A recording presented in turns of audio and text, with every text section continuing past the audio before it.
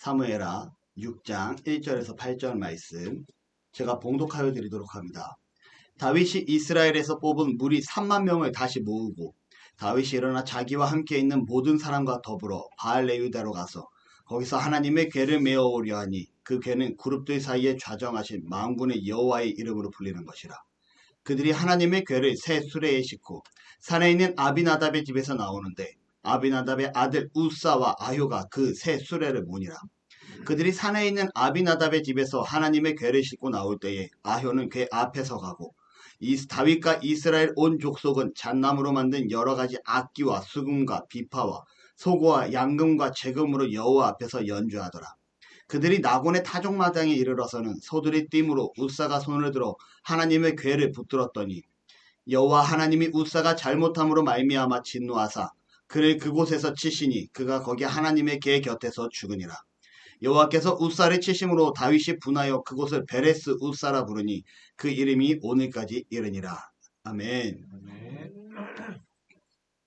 하나님보다 앞선 것들에 대한 충고라는 제목으로 함께 말씀을 좀 나누고자 합니다. 우리는 생각지도 못했던 상황과 환경에 때로는 당혹스러울 때도 있고 당황할 때가 있기도 합니다. 나는 분명히 사랑하는 여인에게 꽃다발을 선물을 했는데 이 꽃다발을 받았던 이 여인은 어차피 시들고 죽게 될 것을 왜 사왔냐며 별로 기뻐하지도 않고 오히려 시간을 비용을 낭비했다는 핀잔을 받는 경우도 때로는 있게 됩니다.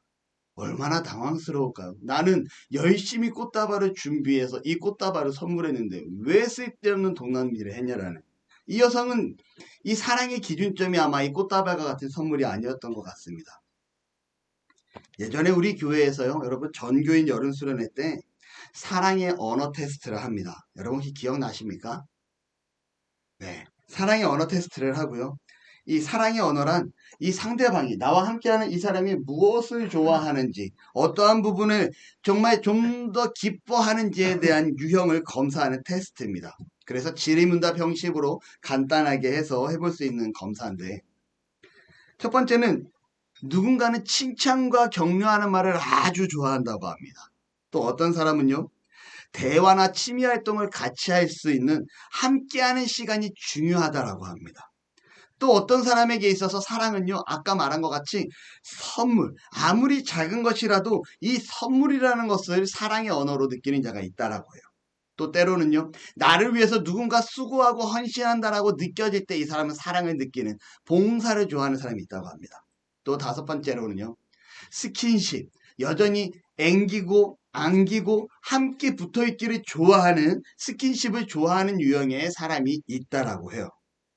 여러분 5가지로 구분되어지는데 여러분 그 당시 제가 몇 번째였는지 기억나십니까? 이 차상하기는 사람은 어떠한 유형에 폭 빠지는 사람인지 아십니까? 저는요 누군가 저를 칭찬하고 인정해 줄 때 거기에 혹 갑니다. 저는 1번에 아주 약한 사람이에요. 그때 제가 기억나기로는요 저희 사모는요 4번이었습니다. 아니 2번이었습니다. 2번이 뭐냐면 함께하는 시간이 중요한 사람이었어요. 대화하고 취미활동 같이 하고 이런 걸로 기억납니다. 그리고 우리가 그때 그 당시에 깔깔깔깔깔 되면서 웃었던 단 한 분이 있습니다. 우리 김지민 학생. 지민이 몇 번이었죠? 5번이었죠. 스킨십이었습니다. 지금 봐도 지민이는 항상 엄마한테 안겨있고요. 아빠한테 안겨있는 모습을 보게 되죠. 여러분 이처럼 누군가는요 격려를 좋아하는 사람에게 선물을 아무리 많이 한다 한들 이 사람은 감사할 수 있지만 고마워할 수 있지만 아주 크게 좋아하지 않습니다. 저희 자녀들이 그래요. 아빠는 왜 맨날 선물 받는데 태도가 왜 그래? 제가 선물을 받으면 고마워라고 얘기는 하죠. 감사해라고 얘기는 하죠. 하지만 제가 더 좋아하는 선물은 뭡니까? 우리 아빠가 세상에서 최고야. 우리 아빠가 세상에서 제일 잘해. 우리 아빠 말씀이 세상에서 제일 좋아. 우리 아빠가 세상에서 기도가 제일 뜨고 이런 칭찬을 좋아하는 저의 유형이라는 거예요. 그러니 저의 사랑의 언어는 누군가 저에 대해서 저를 칭찬할 때 저는 제 마음이 들썩들썩거리기 시작을 합니다. 마찬가지로 스킨십을 좋아하는 사랑하는 사람에게는 아무리 칭찬과 격려를 많이 하고 괜찮아 네가 잘했어 네가 잘못한 게 아니야 아무리 많이 하도 이 사람은 변하지 않아요. 살며시 다가가 안아주는 것이 이 사람에게는 사랑의 유형으로 그의 마음이 녹아내리게 됩니다. 자 여러분, 참되고 아름다운 사랑을 위해서는요, 상대방이 무엇을 좋아하는지 정확히 알아야 될 필요가 있다라는 겁니다. 가정도 마찬가지예요. 내 아내가, 내 아이들이, 내 부모가 무엇을 좋아하는지 알아야 그 가정이 행복하고 그 가정이 하나님 안에서 아름답게 유지될 수 있습니다. 자, 이와 마찬가지로요. 우리가 신앙생활을 하는데 우리의 신랑 되신 예수님께서 과연 무엇을 좋아하시는지, 우리의 주관 되신 우리의 하나님께서 우리 앞에서 그가 무엇을 원하시고 계신지 우리는 바르게 알아야 될 필요가 있을 줄로 믿습니다. 아멘. 선무당이 사람 잡는다라는 속담이 있어요. 이 말의 뜻은요, 서툴고 미숙한 사람이 사고 칠 수 있다라는 뜻을 가지고 있습니다. 신앙생활을 하는 가운데 서툴고 미숙할 수 있어요. 이제 신앙생활을 막 시작한 사람은 뭔가 내 기준에 맞춰서, 하나님의 기준이 아닌 내 생각에 맞춰서 서툴고 미숙할 수 있습니다. 하지만 시간이 지나고 성장을 함에도 불구하고 여전히 서툴고 미숙해서는 안 될 것 같아요. 이와 마찬가지로 사랑하는 것도 처음에는 어설플지 모르겠지만 시간이 지나면서 이 사랑이 점점 더 아름답고 뜨거운 사랑으로 바뀌어 가야 됩니다. 이 말은 지금 뭐예요? 서로를 위해 진실되게 다가가고 서로를 위해 수고할 때 사랑이 더욱더 뜨거워지는 거예요. 마찬가지로 우리가 신앙생활을 하면서 점점점 성장해 간다는 것은 점점 더 하나님이 원하시는 그 뜻대로, 그 원하시는 바람대로 우리가 수고하며 헌신하며 나아가야 된다는 것을 말씀드리고 싶다는 거예요. 우리가 신앙생활 처음에 하는데 처음부터 무엇이 하나님이 기뻐하는지 모를 수 있습니다. 당연한 거예요. 그래서 새신자라고 얘기하고 초신자라고 얘기합니다. 하지만 우리는요, 여전히 새신자고 여전히 초신자는 아니라는 거죠. 왜냐하면 우리는 말씀을 통해 혹은 예배를 통해 그리고 교회 안에서 이루어지는 교육을 통해 하나님께서 우리에게 무엇을 기뻐하시는지, 우리에게 요구하시는 삶의 기준이 무엇인지 바르게 알아가게 되기 때문이에요. 사무엘 하의 말씀을 보면요, 다윗의 왕권이 굳건히 서가는 모습을 보게 됩니다.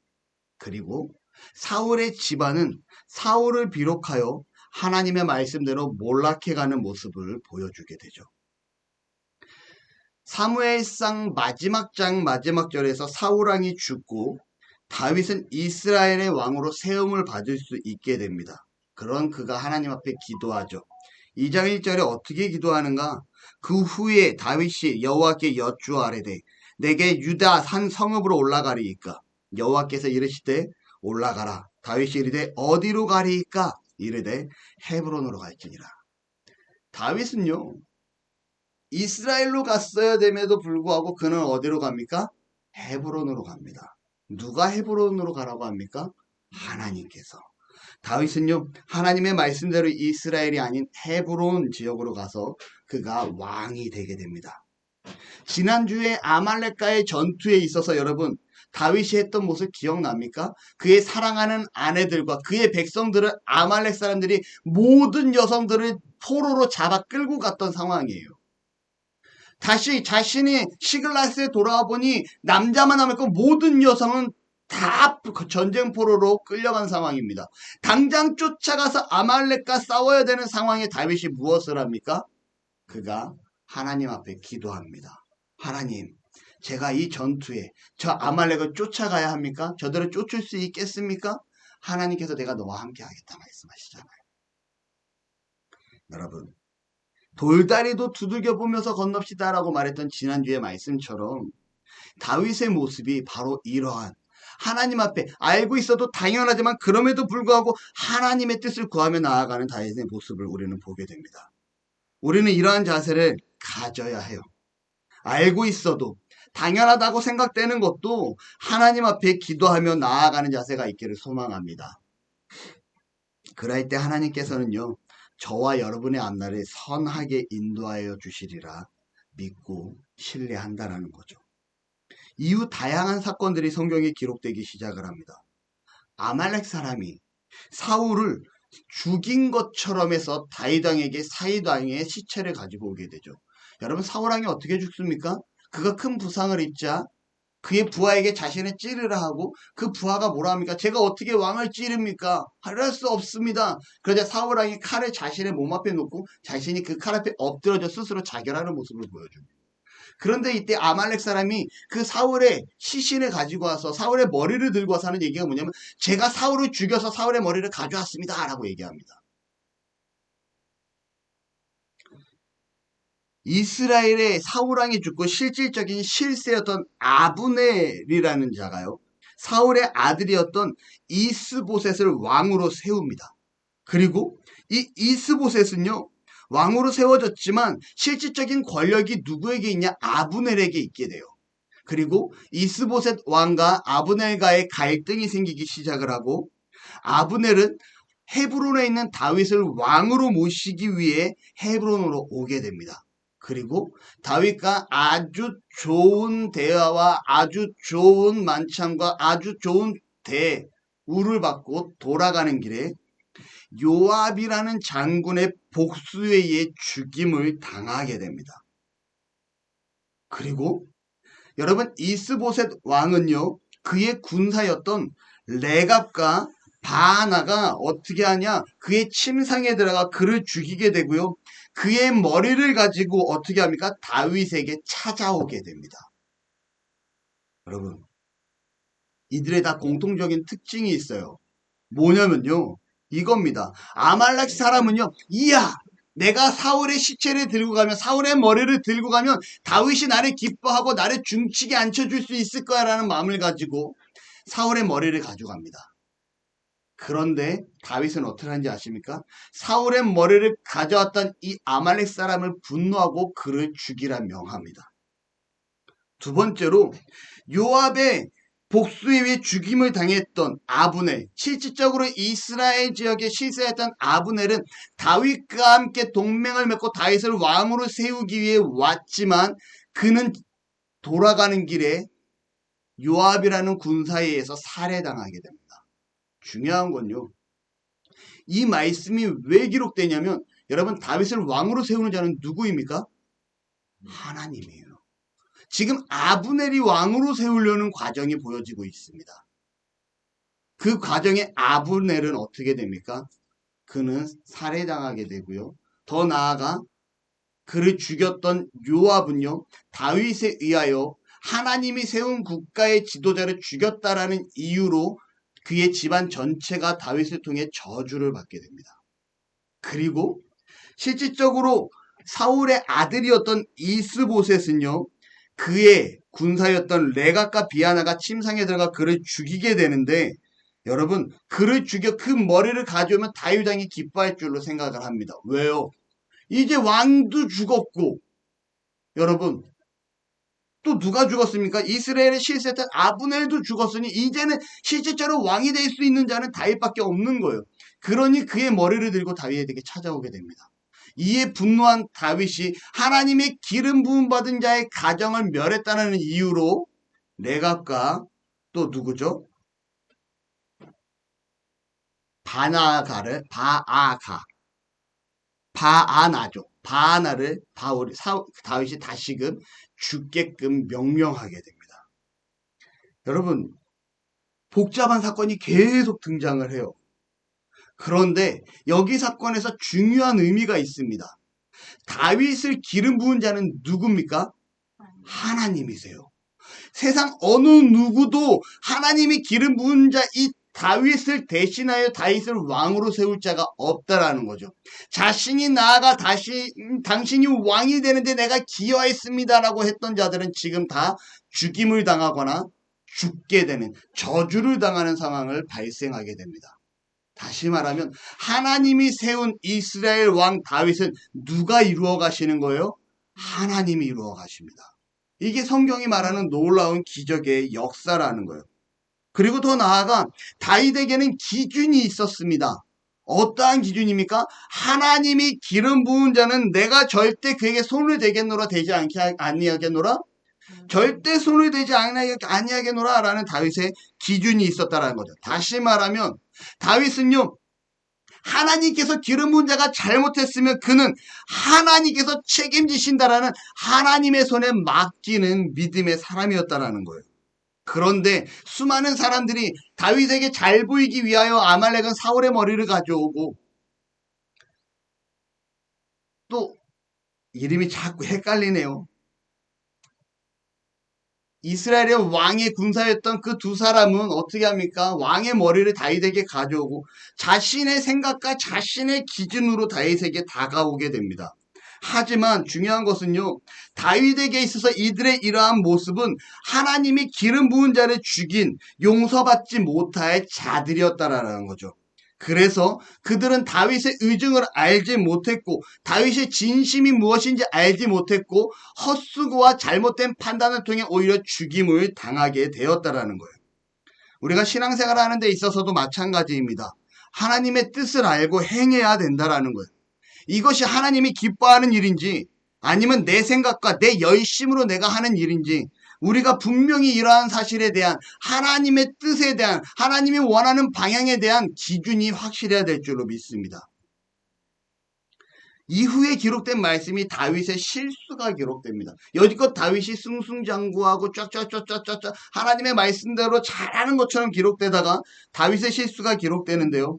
다윗이 왕권이 국권이 서게 되고 다윗이 이제는 하나님의 법궤를 다윗성으로 가져올 계획을 세우게 돼요. 너무나 설레기 시작을 하고요. 드디어 하나님의 임재의 상징이 이 다윗성에 서게 되는구나. 드디어 이제 하나님께서 나와 함께하는 이 임재가 우리의 다윗과 이스라엘과 예루살렘에서 함께하게 되는구나라는 가슴 벅참으로 준비를 하게 됩니다. 그 가슴 벅참을 어떻게 할 수 있냐? 사무엘하 6장 1절에 보니까요. 법궤를 가져오기 위해서 준비하는데 몇 명을 준비시키는지 아십니까? 전쟁을 준비하는 인원보다 훨씬 많이 준비시킵니다. 주원이 3달란트 3만 명이라는 숫자를 준비하는 다윗을 보게 돼요. 그가 얼마나 가슴 떨리며 준비하며 있었는지, 그가 얼마나 기대하며 준비하고 있었는지 전쟁을 준비하는 인원보다 더 많은 인원의 법궤를 가져오는데 준비시킵니다. 그는 오직 하나님의 법궤를 가지고 오기 위해 이 일을 준비했다라는 거죠. 그리고 기럇 여아림에 있는 아비나답의 집에서 법궤를 가져오기 시작을 합니다. 그 과정에 문제가 발생이 돼요. 여러분, 법궤에 대해서 우리가 말씀을 들었죠. 법궤는 무엇으로 만들어집니까? 네, 법궤는 하나님의 말씀대로 조각목으로 이루어집니다. 그리고 이 조각목의 겉과 안에는 무엇으로 칠을 한다고요? 금으로 효주 3단한테 줄게요. 금으로 칠을 하게 됩니다. 그리고 이 법궤 양쪽 끝에는 4개의 금고리가 있고 이 4개의 금고리에 채를 꿰서 들게 만들어집니다. 다시 말하면 4개의 금고리에 막대기 2개를 꼽아서 양쪽에서 앞뒤로 사람이 레위지파 사람이 법궤를 어깨에 들며 지든 들고 아무튼 들고 법궤를 운행하게끔 하나님이 율법을 제정하십니다. 다시 말하면 이 법궤는 누가 들어야 된다고요? 그렇지. 주영이 3단한테 더 줄게요. 레위 지파 사람, 하나님께서 선택했던 지명하였던 레위 지파 사람이 법궤를 들었어야 돼요. 법궤를 블레셋에 빼앗깁니다. 그리고 이 빼앗긴 블레셋에서 기럇 여아림 아비나답의 집에 법궤를 옮겨지게 될 때 베세메스라는 새 수레의 2마리 암소가 이끌게 됩니다. 베세메스까지 가는 그 길에 새 수레를 준비하게 되고 블레셋 사람들이 그 위에 법궤를 올려놓고 2마리의 암소가 베세메스 지역을 향하여 걸어 나아가게 되죠. 그리고 이 베세메스에 도착하자 베세메스 사람들이 호기심이었는지 모르지만 법궤를 열어봤다가, 법궤는 무엇의 상징입니까?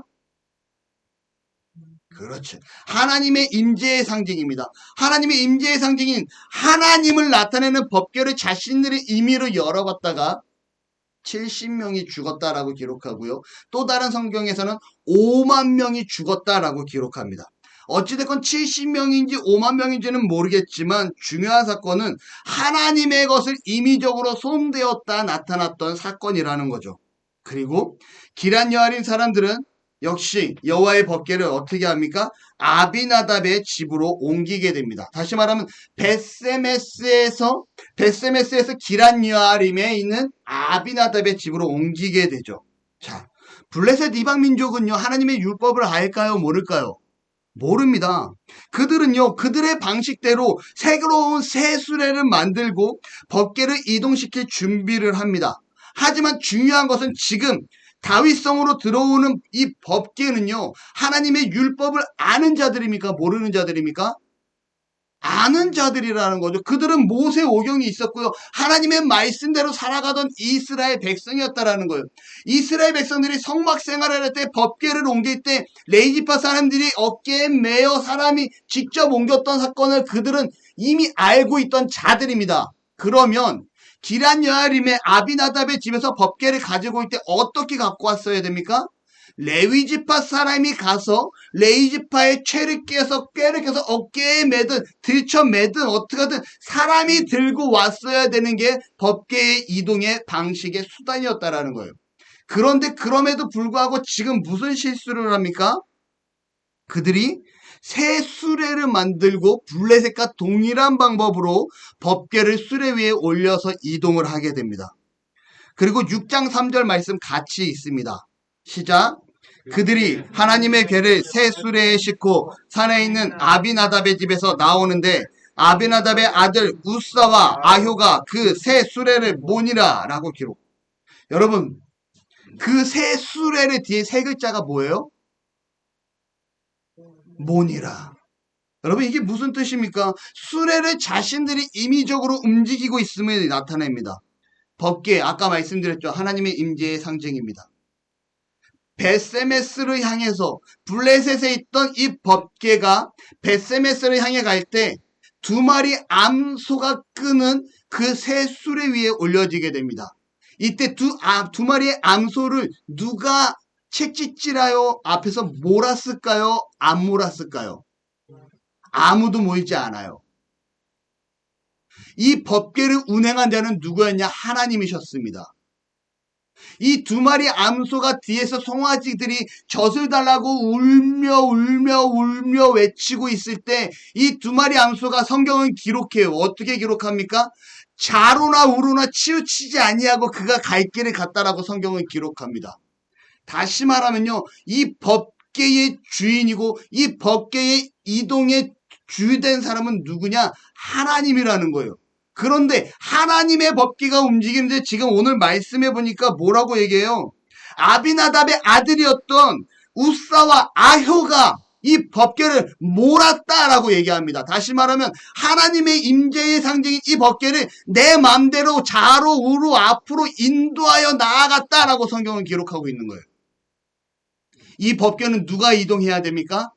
하나님이 움직이셔야 되는 거예요. 이 법궤는 하나님이 앞장서서 나아가야 됩니다. 이스라엘 백성들이 여리고와 전투 이후에 요단강을 건너게 될 때 그들이 어떻게 한지 아십니까?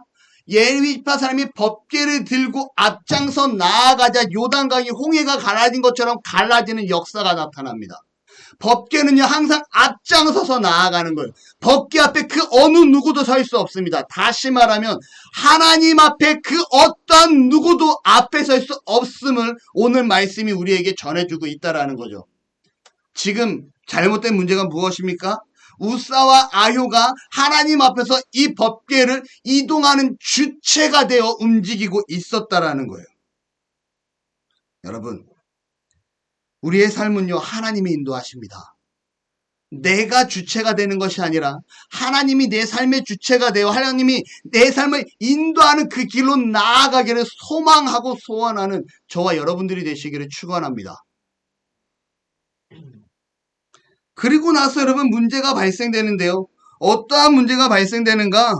여러분 이러한 문제가 발생됩니다. 갑자기요. 이 법궤가 가다가 어떻게 합니까? 소가 나곤의 타작마당 앞에서 크게 요동치기 시작을 합니다.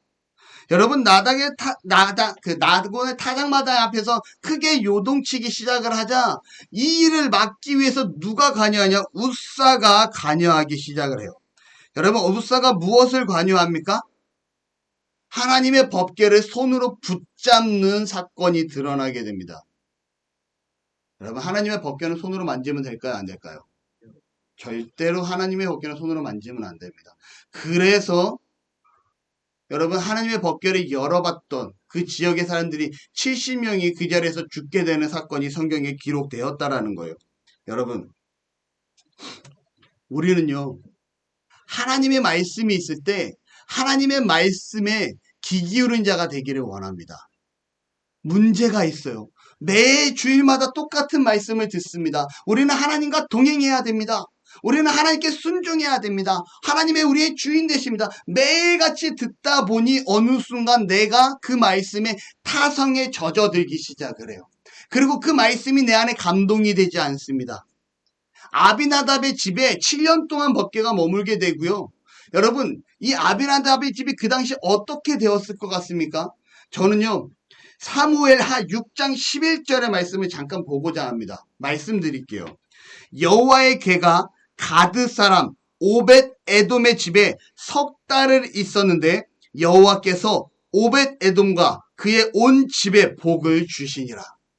여러분, 법궤가 그 오벳 에돔의 집에 3개월을 머물었는데요. 3개월 동안 그의 가정이 엄청난 복을 하나님으로부터 받아 누리게 됩니다. 이유는 한 가지. 그 법궤를 모신 집이라는 이유만으로. 아비나답은 몇 년을 모셨다고요? 70년을 모시고 있었어요. 이 법궤를. 그의 집안이 얼마나 흥했겠습니까? 하나님의 법궤를 모신 이 집안이 얼마나 잘 되었겠냐고요. 그런데 그런 그의 자녀들이 너무나 당연시 되었다는 거예요. 하나님의 법궤를 대함에 있어서, 하나님의 법궤를 함께함에 있어서 70년이나 함께했고 70년이나 부어주신 그 복 안에 누리며 살다 보니 하나 이제는 타성에 젖어버린 그의 모습을 보여주게 됩니다. 법궤를 손으로 대면 안 돼요. 그럼에도 불구하고 법궤가 요동치기 시작을 합니다. 변명할 수 있죠. 아니, 목사님, 사람이 즉각적으로 나도 모르게 반응이라는 게 있잖아요. 나도 모르게 뭔가 떨어지려 했을 때 붙잡으려고 하는 행동이 있잖아요. 여러분, 여기서 근데 우리는 기억해야 돼요. 이게 우리의 삶의 습관화되어야 됩니다. 소들이 요동치고 법궤가 이 수레에서 떨어질 위기에 놓였다 할지라도 우리가 습관이 이런 위기에 이걸 붙잡는 습관이 되어 있는 것이 아니라 이러한 위기의 순간에 하나님께서 하실 것이라는 믿음이 삶 가운데 전제되어 있었다라면 그가 나도 모르게 튀어나오는 행동이 하나님께서 하실 거야. 하나님께서 과연 법궤를 떨어뜨리시면 그것 또한 하나님의 일이신 거야. 하나님께서 어떻게 해서든지 저 소를 진정시키실 거고 저 수레가 진정되게 될 거라는 믿음이 있었다라면 이 법궤가 요동친다 한들 여러분 우사가 손을 댔겠습니까? 안 댔겠습니까?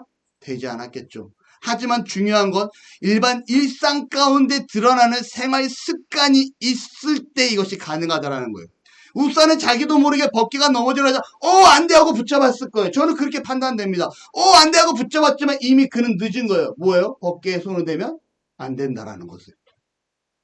이걸 느끼기 위해서는 우리가 매 순간순간 하나님의 말씀대로 우리가 무장되어야 하고 하나님이 하실 거야라는 신뢰가 우리 안에 가득히 쌓여 있어야 된다라는 겁니다. 여러분, 우리는요, 언제나 하나님이 우리의 삶 앞에 먼저 서야 될 줄로 믿습니다. 아무리 급하고 위급한 상황이라 할지라도 하나님, 이거 정말 급한 상황인데요가 아니라 그럼에도 불구하고 하나님이 내 앞에서 어떻게 나아가는지 기대해야 하고 그것을 바라볼 줄 아는 믿음의 성도가 되어야 될 줄로 믿습니다. 하나님, 저 이렇게 해주세요. 하나님, 저 이거 이렇게 준비하려고 하는데 여러분, 하나님한테 해주세요가 아니라 하나님 앞에 물으며 나아가는 은혜가 있기를 바랍니다. 이것이 맞습니까, 하나님? 하나님 이렇게 하는 것이 옳은 것입니까? 하나님 항상 저보다 앞장서 주시기를 바랍니다라고. 내 생각, 내 방법보다는 하나님이 내 삶 앞에, 나의 생각 앞에, 나의 삶 앞에, 나의 모든 것 앞에 앞장서기 원합니다라는 그러한 은혜의 소망을 갖기를 바랍니다. 결과적으로 우사는 법궤를 붙잡게 되고요. 안타까운 것은 6장 7절에 여호와가 하나님이 우사가 잘못함으로 말미암아 진노하사 그를 그곳에 치시니 그가 거기 하나님 그의 곁에서 죽으니라. 여러분, 하나님이 앞장서야 됩니다. 나도 모르게 나오는 행동에 있어서 내가 하나님을 신뢰하고 있을 때 나도 모르는 행동이 무엇이 나오게 됩니까? 하나님이 먼저 움직이는 기대감으로 대기할 수 있는 믿음이 있기를 소망합니다. 결국 다윗은요, 오베데돔의 집에 잠시 법궤를 머물게 합니다. 그리고 아까 말씀처럼 오베데돔의 집은 복을 하나님께서 주었다라고 기록하죠. 자, 한번 봅시다. 다윗이 아말렉과의 전투에서 내가 당장 아말렉을 쫓아가도 되겠습니까? 라고 그가 당장 쫓아가야도 부족할 판에 하나님 앞에 기도하는 모습을 보여줍니다. 하나님께서 네가 그를 따라잡을 것이고 내가 전쟁에 승리하게 하겠노라라고 약속해 주시죠. 사울왕이 죽고 얼마든지 이스라엘의 왕이 될 수 있는 상황 가운데 하나님 제가 어디로 가리까? 헤브론으로 가라라. 그 말씀에 그는 헤브론 지역에 가서 왕이 됩니다. 사무엘하 5장 19절에는요. 블레셋과의 전투에 앞서서 다윗이 또 하나님께 기도하는 모습이 기록됩니다. 하나님 블레셋과의 전투에서 어떻게 할까요? 네가 가서 싸우라. 이기게 하겠노라. 승리하게 하겠노라. 근데 오늘 법궤를 가져오는 과정이에요, 여러분. 항상 기록되어 있던 다윗이 하나님께 묻는 모습이 기록되지 않습니다. 그는요, 하나님의 법궤를 모셔온다라는 그 흥분과 기대감에 3만 명이라는 어마어마한 숫자를 준비하고 엄청난 노력을 기울였지만 이 노력과 수고가 하나님보다 앞섰다라는 거예요. 말씀의 제목이 뭡니까? 하나님보다 앞선 것들에 대한 충고. 오늘 다윗의 행동의 실수는 무엇이었습니까? 하나님보다 앞섰다라는 거예요. 여러분들의 삶 가운데 또한 저의 삶 가운데 하나님보다 앞서지 않기를 소망합니다. 당연한 것조차도 하나님 앞에 기도함으로 나아갈 수 있기를 소망합니다. 아멘. 언제나 우리의 삶이 하나님이 앞장서게 되고 그 하나님을 따라 나아가게 되는 믿음으로써 성도로서 하나님을 신뢰함으로 나아가는 참된 그리스도인이 되시기를 축원합니다. 기도하겠습니다. 하나님 사랑합니다. 감사합니다. 고맙습니다. 오늘 다윗의 모습을 통해 하나님보다 앞선 것들이 얼마나 우리의 삶을 잘못된 방향으로 이끌어가게 되며 얼마나 우리가 하나님 앞에 범죄하게 되는지 깨닫게 됩니다. 나의 생각, 나의 계획, 나의 모든 것들. 내가 앞서기보단 하나님이 먼저 앞서기를 소원합니다. 그러기 위하여 그러한 앞섬이 우리의 삶의 생활이 습관화되어지기를 소원합니다. 하나님, 우리의 삶을 주장하시고 인도하시고 함께하여 주옵소서. 감사합니다. 예수님의 이름으로 기도합니다. 아멘.